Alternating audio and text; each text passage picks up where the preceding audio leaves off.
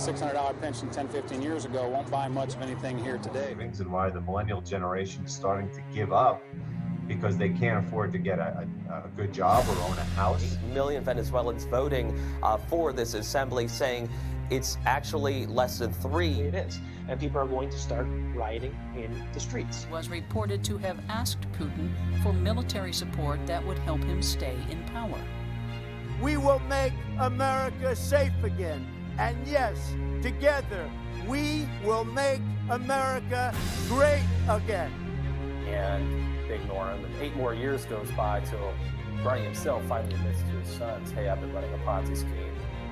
Does its dominance mean it can use the alliance for its own ends? Since 1981, bond yields, also known as coupon rates, have just gone down and down and down. Federal Reserve note will be your biggest financial liability.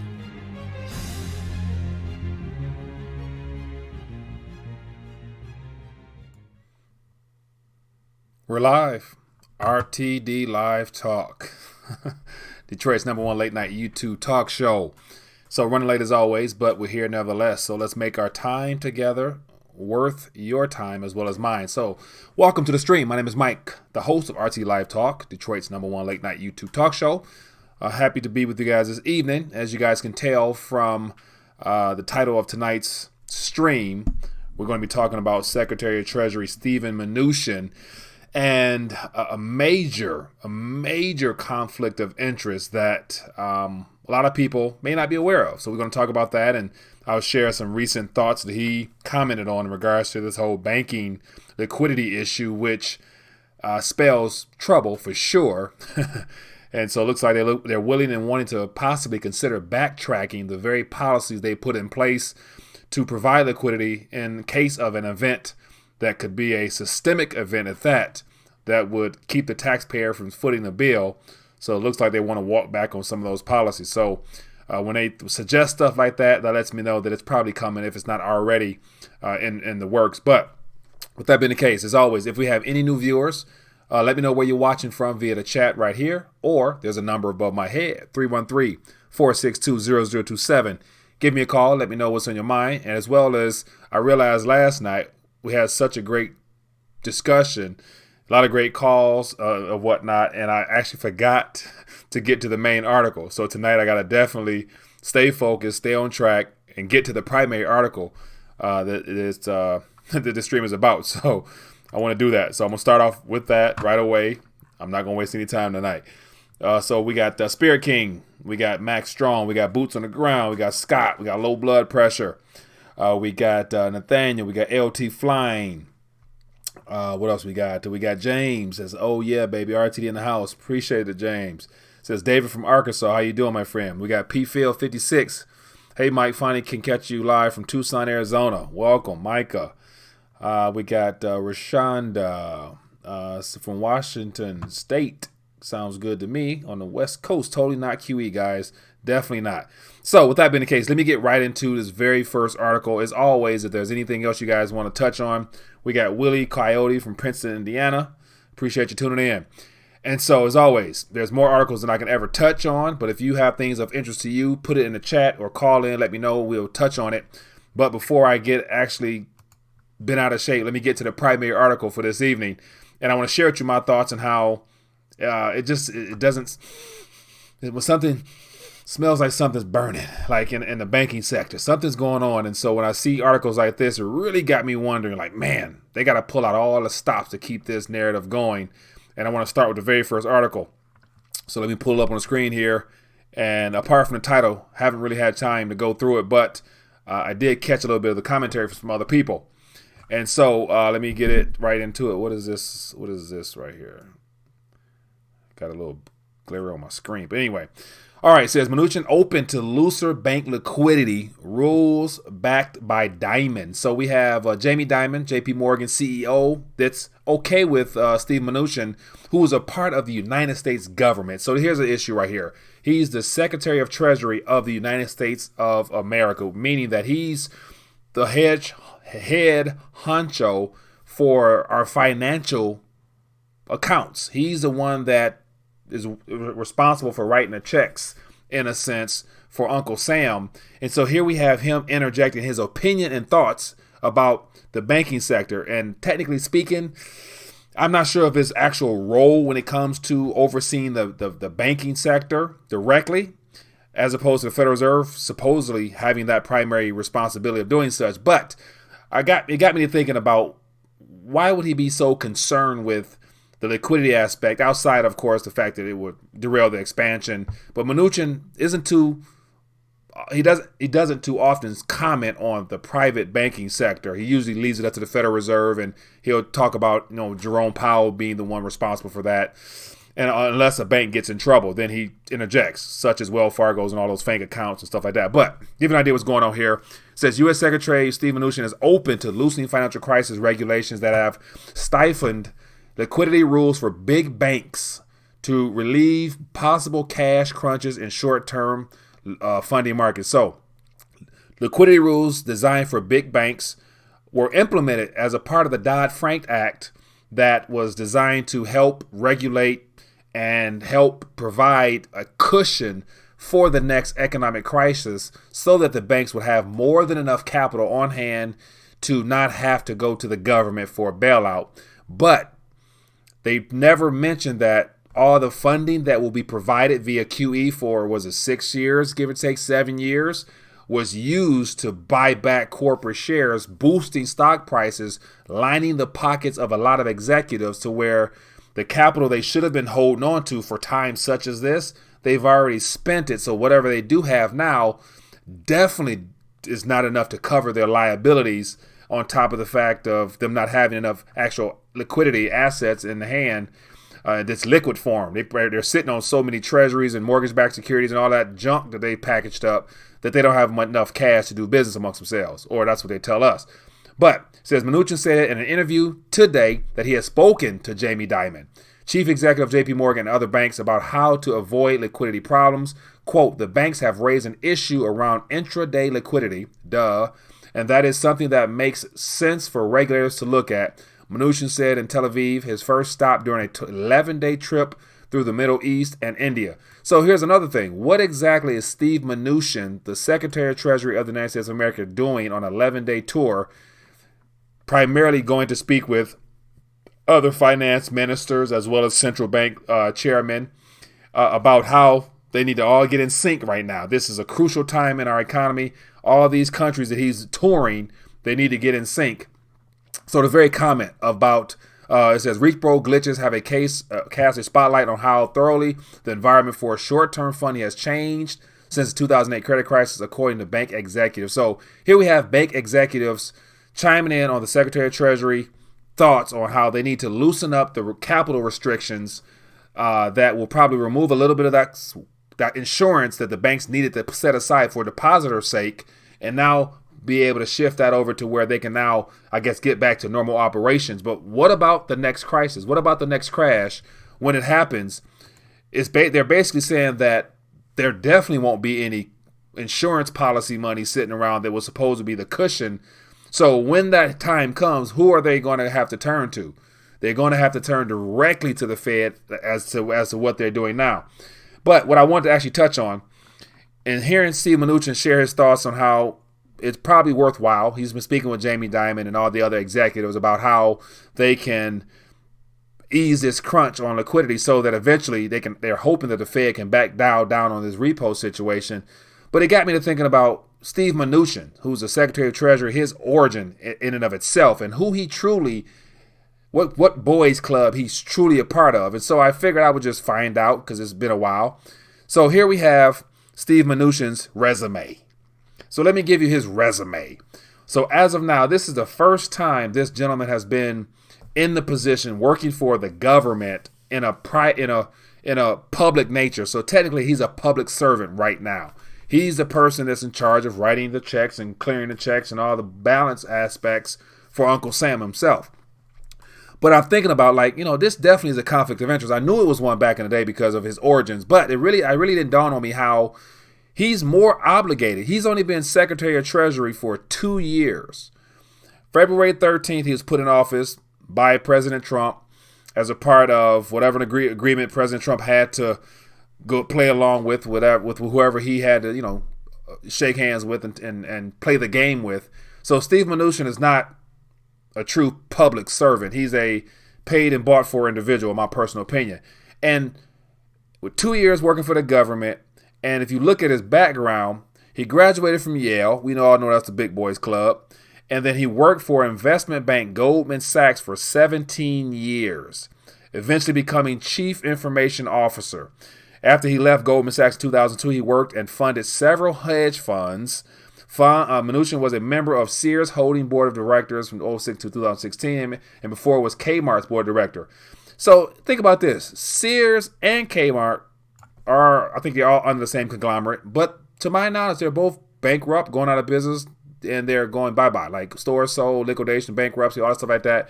So his two prior corporations that he was on the board of are both out of business. So I wonder how much he stood to profit from having ran those corporations or was a part of running those corporations to the ground. So to keep on moving. So here we have a gentleman who's worked his entire professional career for one of the biggest, or probably the biggest, too big to fail bank in the U.S. for sure. For 17 years, he was a private employee of Goldman Sachs. So he knows the in and outs of how that all operates, and became a chief information officer, a CIO of that institution. And then for the last 2 years, he's been a public servant in the form of a Treasury Secretary. So I'm thinking, like, when I hear comments from this gentleman's mouth about the need to look at, and he's meeting with all his bank buddies, all the guys that he's been buddies with for the longest, that tells me that there's definitely a crisis that's underway right now, because they're willing and talking about undoing the very rules put in place that was supposed to give the American public confidence that the Treasury Secretary, the United States government, was operating in the best interest of the public. So 17 years with Goldman Sachs, 2 years with the government. You tell me whose side he's truly on. And I'm sure you can put that together. So that's one thing I wanted to bring to you guys tonight, because it's very alarming. And it's more of the things where when you smell smoke, there must be a fire nearby. So definitely something's burning.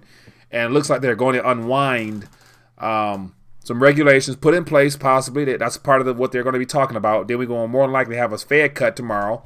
I believe Federal Reserve Chairman Powell gives his thing. I think it's tomorrow or Friday, either one.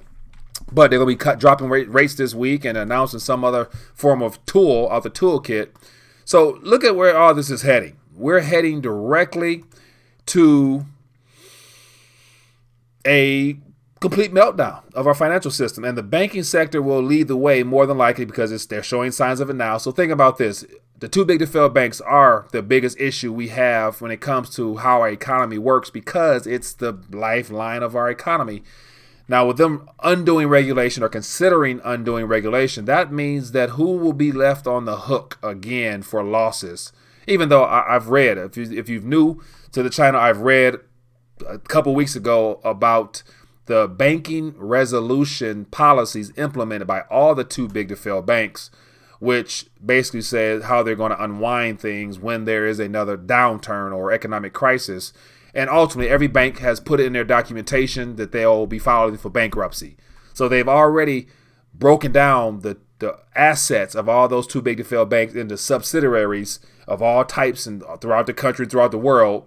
And they have already positioned themselves for the time that they will file bankruptcy. So it's already written. So, and the people who will take the losses, according to what their own documentation, will be the shareholders, which are the depositors. So if this isn't a sign that, if this isn't a heads up as to what's going on right now, I'm not sure what is. But once again, as I always say, when it's time to exit the party, it's always cool to leave one by one.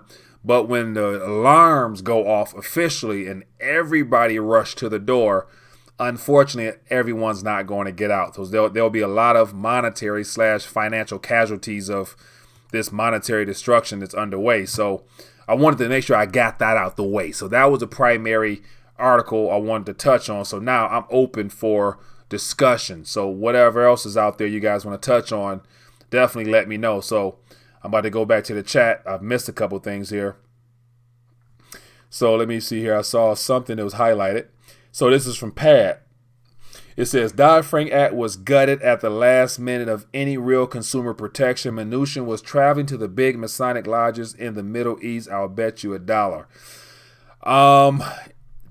Pat, I wouldn't even be willing to bet you because I'm more than confident that you are probably on the right track in some form or fashion. So I can roll with that one.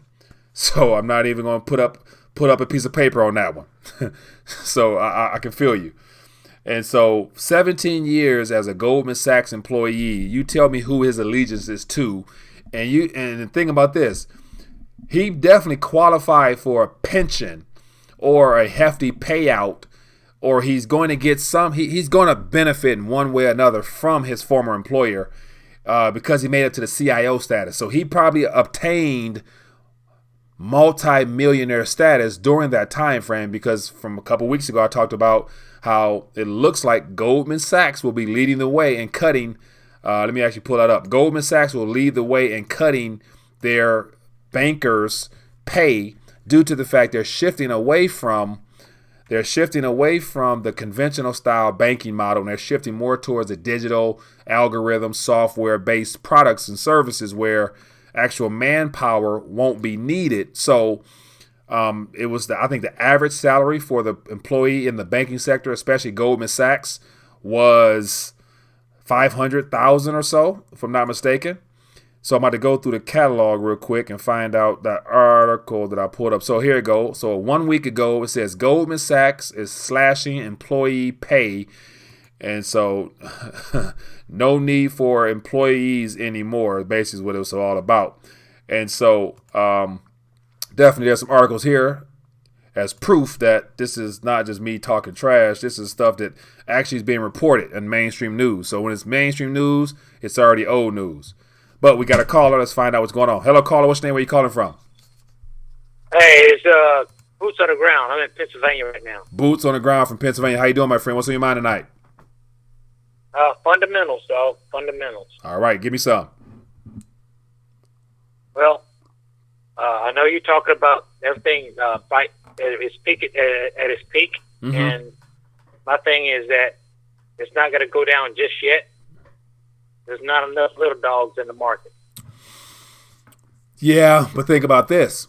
I believe you. I mean, they're going to try to prolong this as long as possible because there's still liquidity they can get out of the system, and it has to do with pension funds and retirement accounts. So until they get all that stuff out into private hands or the elite's hands, they still can string this thing along.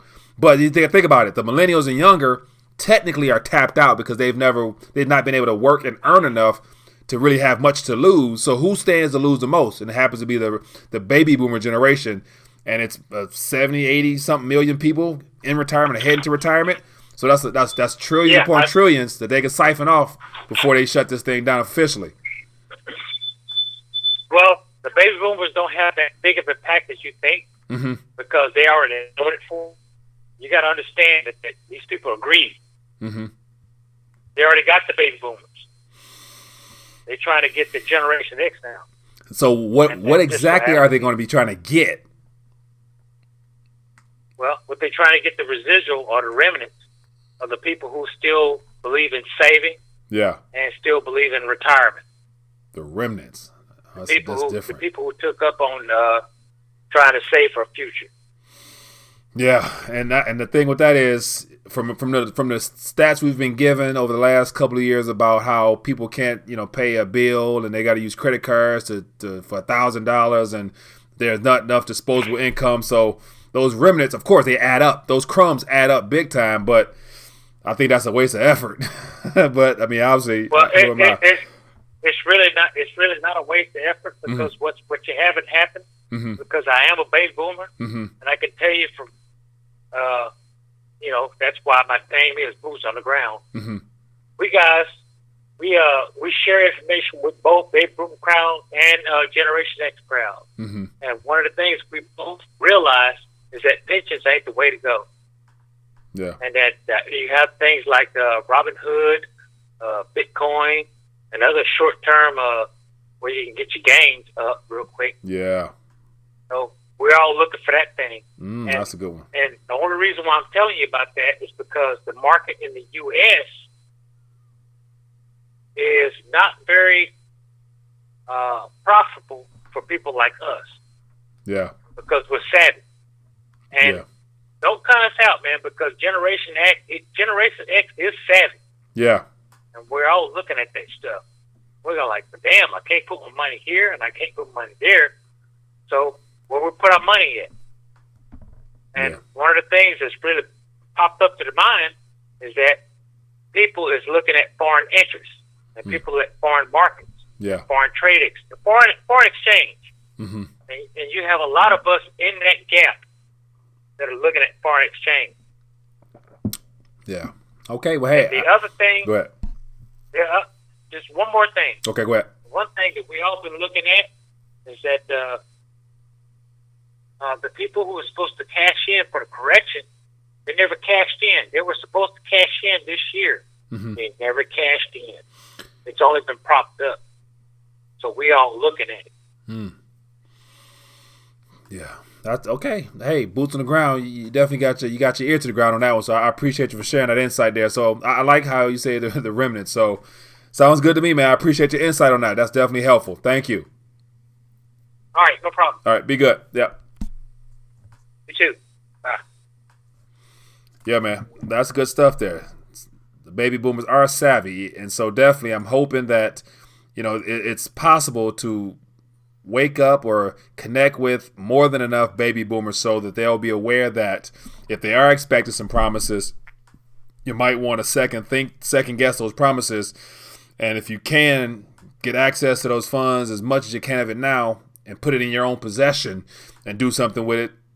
And I would rather personally risk losing it all on my own or lack thereof knowledge as opposed to expecting promises to come from an institution that may not be around or may change hands, and therefore those promises go belly up with them. So, yeah, man, good stuff. Let me check back in the chat. What else is going on? As always, if you have any thoughts you want to share, feel free to give me a call. We'll love to hear your voice. It says these guys are all a part of the Swiss Beast. City Guy, bull.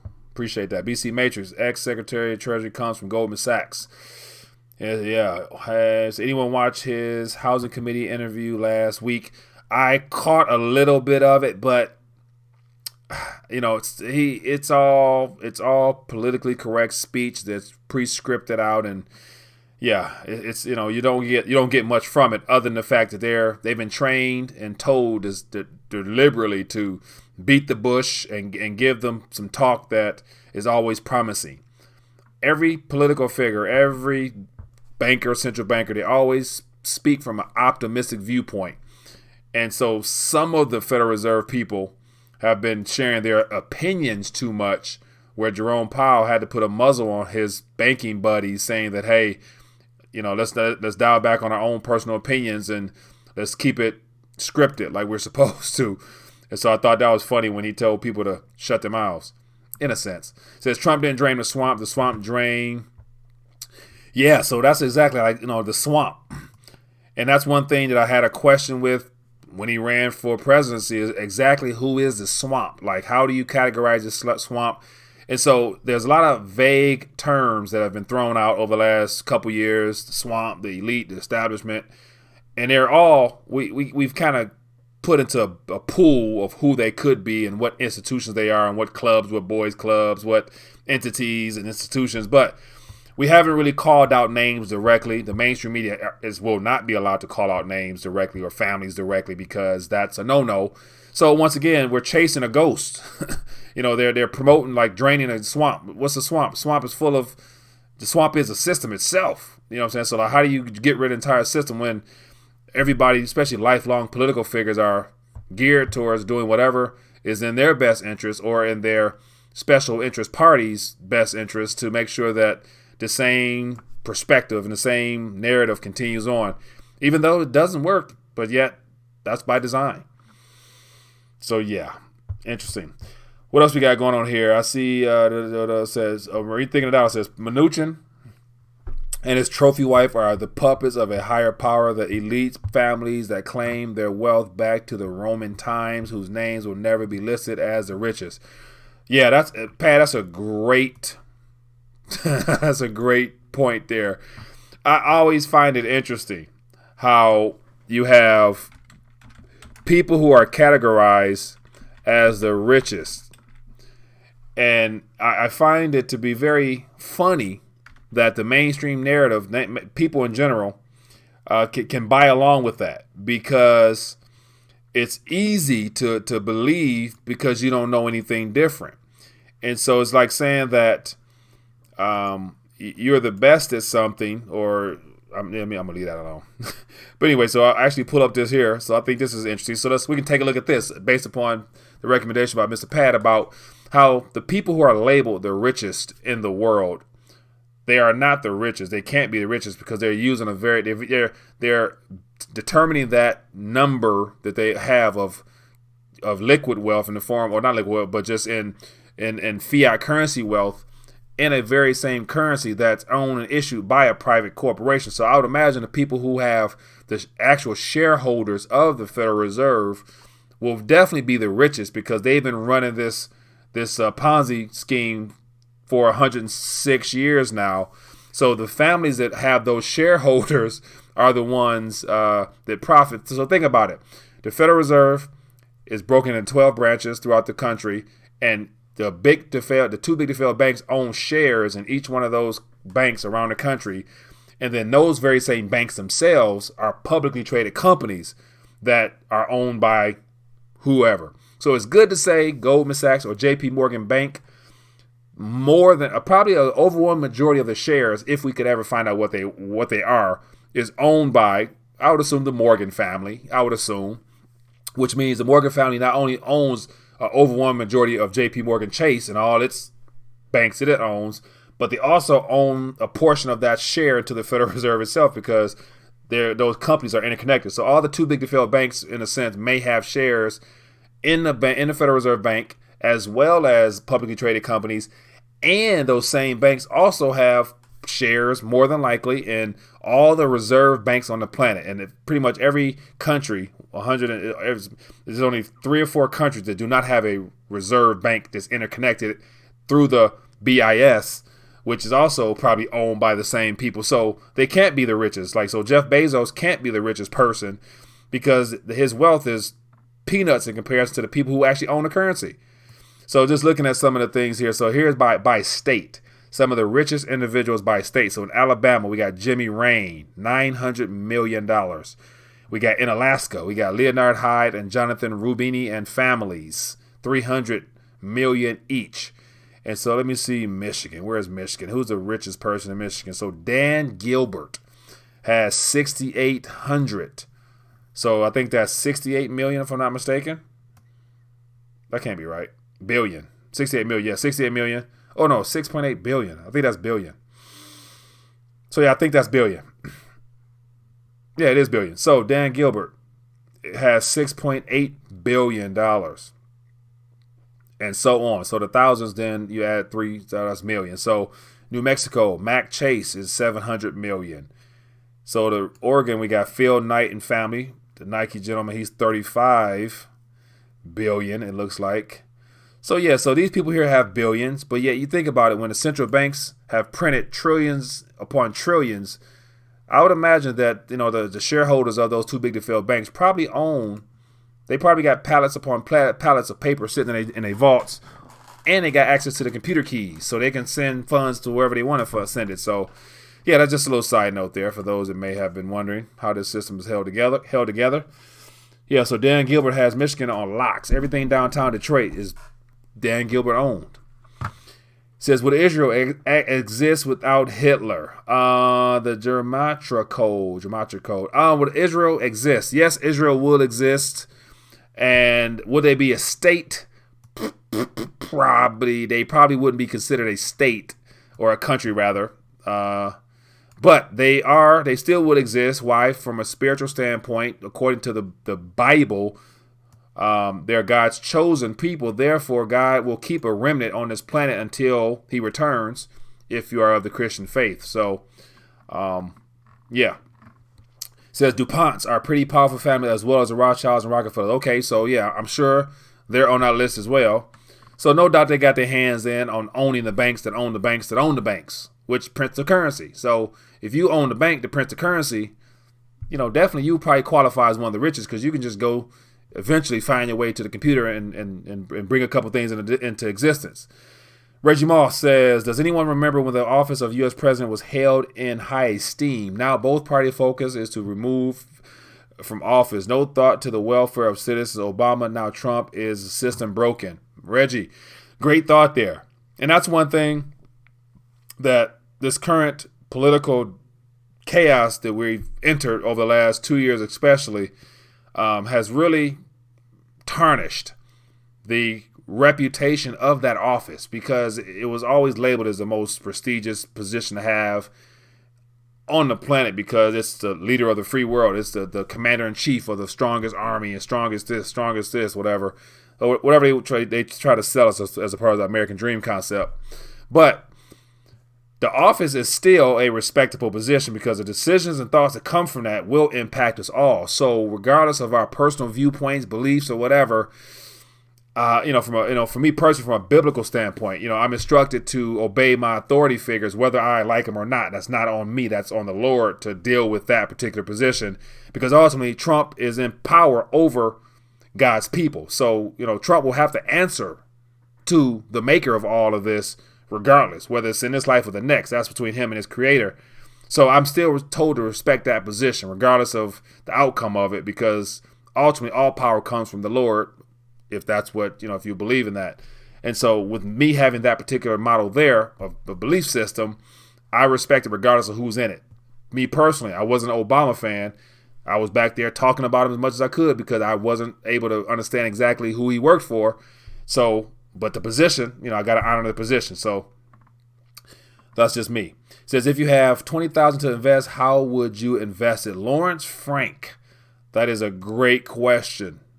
A very good question. So once again, this is not a financial channel, so I can't give you a full-fledged breakdown, but I can share with you my opinion based upon comments I've made in the past. And so me personally, my viewpoints are somewhat, I'm not a radical, like invest everything in metals and ride it out and whatever, because I still believe there's still opportunity just present in the midst of chaos. So you still need to have as much liquidity as you can, according to what you can afford, to take advantage of the fire sale that's currently underway right now. So I got my 3 S's: save, spend, and speculate. And so for me personally, those 3 categories there basically break it down to whatever you feel most comfortable with according to your knowledge base. You can allocate funds accordingly. So when it comes to saving, my thought process in regards to saving is saving for the 10, 20, 30 years down the line from now type of saving, where stuff I don't really even want to touch. And that's definitely going to be in metals, because that's the only thing that has been proven to withstand monetary and financial woes, especially the ones that have happened throughout history that we've learned from. And so that's on the saving side. So whatever metals you feel comfortable with, whatever you like, that's one. The spending aspect, you got to live. You got to do what you got to do. You got to pay bills because it's legal tender. So you still got to put it out there and live off of it. And if you're one of a high net individual, you can enjoy it and spend accordingly. But if you're a person of very little means, then you got to probably look at the speculating and the saving a little bit heavier. And then on the speculating, it's like, okay, what's hot right now? What stands the greatest opportunity to help you grow your pot a little bit, so you can either spend some more to enjoy your life now, or you can save some more. So speculating, you got all types of things out there, and those usually are better served if you actually know what you're doing, whether it be day trading, investing in all these financial products out here that they can sell you, and you can flipping real estate, and you got crypto. So whatever out there that you can put a pot into something and be able to turn it around relatively quicker will be something worthwhile. So however that works out for you, but those 3 S's, save, spend, speculate, is kind of how I would look at that number. So whatever floats your boat. It says, got to have all the precious metals, gold, silver, and lead. Bit Ventures, good point. We got Lance. Your thoughts of investing in Eastern Europe, Central Asia as an alt to the West? Lance, great thought there. Me personally, I'm not well versed in investing in that model there, because typically whatever you're investing in over there are probably financial products that are similar to what's here. So apart from real tangible assets and access, where the minimum, you have minimum risk from actually being defaulted on, would be worthwhile. So like mining shares in regions in Asia or something. I don't know what the government restrictions are, so it might be profitable for that or it might not be. But when it comes to investing in real estate in certain jurisdictions, you can buy stuff at a much cheaper rate. And if you got enough money, you can get the passport and your citizenship over there and save on a tax type of side of things. So there's all types of ways. So there are definitely opportunities everywhere because things are extremely overpriced right now. And there's more than enough real estate right now with for sale signs in front of it. But the question is it worth buying now when it's already overpriced? So like I've reported several times before, the big theme, it looks like, amongst the high net worth individuals is to get liquid. So everybody appears to be getting into money market accounts so that they can, turn it into cash right away when things go on sale. So people are trying to get liquid and stay liquid and get out of things that are overpriced. So they've already sold out. So the people who know what's going on, they've already sold majority of their shares. They know what's going on. So they are ready to buy back those shares when they go on sale and double their net worth. And so speaking of which, let me share something with you real quick, because I think this is something that I have not shared with anybody apart from on Twitter. I posted a while back. A lot of people were feeling it. But it was a video that I'm going to play from a billionaire. He has a net worth of $6 billion, $2 billion, I think. And so he came out with a new book. And in his book, he's basically talking about, what's going on now and how he's excited. He's excited because he's saying that, like in his next coming recession, in his next coming whatever he said, he's like, I'm gonna double my money. I'm excited. He's like, I guarantee you, I'm gonna be a whole lot richer than I am right now. And I'm like, man, that's how billionaires think. So let me pull up this video real quick. Let me see if I can find it, and I'm going to play it because it's interesting. And it's more insight into the mind of people who are on the right quadrant as far as the ESBI. They're investors. Like they've made enough now. Now they're always looking for sales. He was, in this particular video I'm going to play, he was talking about he's already right now acquiring so many different businesses. He's like, everything's on sale right now. He's like, I'm making negotiation, I'm making deals every day because, it's on sale. He's like, I'm loving it. And so I'm like, man, like only if, we were able to have that type of mindset in a normal case, that'll be something different. But I don't seem to see my video. What happened to my video? I'm trying to pull it up. It's on my Twitter account. And if I can find it, I can play it.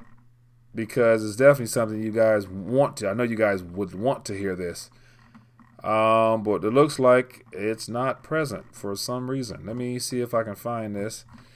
This bothers me. But I'm going to definitely pull it up because it's good to go into the mind of a billionaire. And he put it in a book. And unfortunately, most people don't really read books to actually be able to dive deeper into it. So I'm going to... Let me see here. I'm having issues. I'm going to take a couple more questions and I'll try to find it. It's in my actual account, so I got to get in here. But that being the case, let's keep it moving. As always, phone lines haven't rung, so that means nobody wants to talk to me directly. So as always, you guys know how I do it. When I don't have anybody to talk to on the phone, I tend to rant. And so obviously you guys don't mind me ranting then. But I want to find that video because I shared it. It was late night one night. Let me find that video. Where's the video? Because I want you guys to see it. And for those that do not, if you're on Twitter, make sure you follow me on Twitter because I share stuff there often. And you would definitely have saw it. But it doesn't look like it's present. But I can give you the nuts and bolts of it. So basically, it's Tillman, the owner of the Houston Rockets, who just wrote a book not long ago. And so he was out talking about how he was being interviewed by Ty Lopez, another, social media influencer. And the subject matter was, into the mind of a millionaire type of thing. Like what's in his mind? What is he doing? What is he thinking? And so he was just talking about the recession came up. So the question was, the economy's slowing down, recession's coming. And he's like a kid in a candy store. He got excited. He's like, Ty, he was like, you know, I've done well. I've done well throughout my life. 30 years. Oh, here you go. I found it. All right, so I'm gonna play the whole thing. Let me find it. Let me pop it up. So let me see if I can. I'm gonna pull this up. I'm gonna pull this up and I'm gonna start over from scratch. I'm gonna pull it up and start it from scratch. Let me go here, and it's not this one. Let me see. Make sure I pull it up here. So as always, I see a love offering. I appreciate that. I will acknowledge it. Here we go. So here you go right here. So this is the actual video here. I'm going to play this so you guys can see it or hear it and just listen to this. So much retail. 10 years since a recession. Yeah. Do you think, one of my mentors told me, said, Ty, about every 7-10 years something comes on. Do you think we're potentially cruising for a bruising here? Absolutely, and I've been saying this in all kind of interviews, as I've been out talking about the book. And what happens is, and everybody wants to talk about the GNP and all the barometers of a recession. It's really simple, okay? We tend to overbuild everything in good times, and we've been on a building spree. Just look at LA, Houston, New York. We built so many apartments, so many houses, so many cars, so many restaurant seats, so much retail. And what happens is the consumer finally gets full, and we can't eat anymore. And so what happens? You need a recession to let everything catch up again. And so there's supply and demand for everything, from TVs to cars to restaurants to apartments to homes. And that's where we are right now. The consumer is full. And that's why all of a sudden you saw the manufacturing numbers slow down today. And that's as easy as I can put it. We're full right now. We're all fat. But to someone listening, in my experience, there's opportunities in recessions. There's opportunities in expansion, contraction. Somebody listening doesn't necessarily have to be freaked out that there's no opportunity. There's still going to be opportunity, right? Let me tell you something. You can go back and look at my history, okay? And Forbes has me right at $5 billion today. And I've made all the majority of my money in bad times. Right. Because that's when you can be opportunistic. This is how I live. You build your balance sheet and your liquidity in good times, and then you don't acquire in good times. You acquire in bad times. And this is the time you eat the weak, because the weak is going down right now. Every single business that I see right now is trading at a lesser multiple and is starting to have weaker earnings than they had 2 and 3 years ago. So this is the time, and I can promise you this. We'll come out of this recession, and you can play this back in 2 or 3 years if we go in it and then we're out of it. And I built my net worth considerably because I'm going to do some eating. I'm going to get fat in the next couple of years. So basically, in a lot of ways. So here we got two gentlemen talking, and so hopefully you guys can hear that. But he was saying that he gave the whole idea of a business cycle. He was like, when times are good, you build your capital. When times are bad, you go out and eat. You get rich. You get wealthier. He's like, I made most of my money in bad times, and he was like, you guarantee I'm about to go out and eat, meaning that he's about to double. So he's worth $5 billion now. By this transition period, it's good to say that he'll probably retain that 5 and probably come out with 10 to 15. So the billionaire individuals will be feasting in the next couple of years, while your average person who doesn't know what's going on will be the ones where they will be transferring whatever little bit they do have into the hands of those that have a lot. So that's dog eat dog world. So the good news is, if you're watching this, you're in tune, so you know a little something. So I'd encourage you to the 3 S's, save, spend, speculate. That sounds exactly like what he's doing. In good times, he's getting capital. In bad times, he goes shopping. So the good thing is, for those that may not have much, wait. Wait will definitely preserve you through this process, because this recession he's talking about is going to be, he's talking about it like it's going to be mild. This next one it's going to be a recession, depression / reboot of the monetary system. So hopefully it works out as good for him as he plans on it working out. But for us, the average person, your average Joe, we have to be a little bit more prudent with ours, because we're talking about literally for survival for our generation, plus those that are younger than us. So yeah, I thought I would share that one because that was a very good one. But let me get the last couple questions here. Any thoughts in the chat? We're going to get ready to dial back. As always, it's been a good live stream. I appreciate the 1 call, 2 calls we got. And so as always, I want to acknowledge that super chat from Dan the Man. It says, watch the secret Masonic victory of World War II.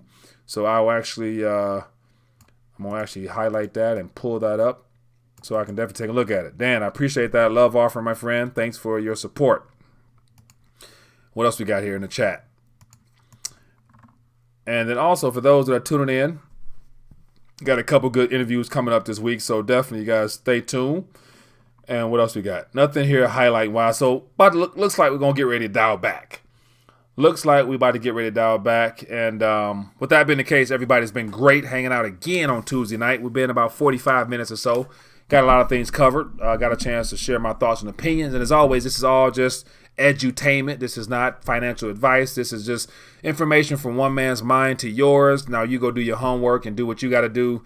But definitely, the best thing is consult the head man in charge, the Lord Jesus Christ, because he is the one that is ultimately in charge of all this. So if you're in him, you're in good hands. So thought I would just share that with you. But other than that, people, it's been great hanging out as always. If you enjoyed the back and forth, don't be afraid to donate. A simple thumbs up at the least. The thumbs up are free. If you want to take it beyond the free portion, that Patreon link right there beneath this video here, there's 4 tiers that gives you an opportunity to participate in this program at a higher level. And if I got anybody out there that has a TV or personality made for TV, if you want to join me as a co-host, I want to put you through the test and see if you can help me co-host one of these shows. So that's the opportunity available for those that want to be a VIP member. But as always, appreciate your support of any kind. It's been great hanging out. And other than that, people, be back another day, another time. I got an interview coming up tomorrow. It's going to be a good one. And it's going to be some good stuff you guys want to hear about. So definitely tune back in tomorrow. And if you found anything informative here, share this information and then come back, tell a friend, bring somebody with you, and let's hang out and get people informed. Keep them up to date. Other than that, be blessed. Be safe. Peace. Hey there, sorry for this interruption, but I wanted to bring something to your attention. If you've been enjoying this live stream, why don't you partner with me and be a support to the channel via Patreon membership for just a minimum of $5 a month. All you have to do is scroll down beneath this video here, click the Patreon link, then consider donating as little as $5 a month towards the channel. A little bit of crumbs can go a long way, and I appreciate your support. Now, let's get back to this live stream.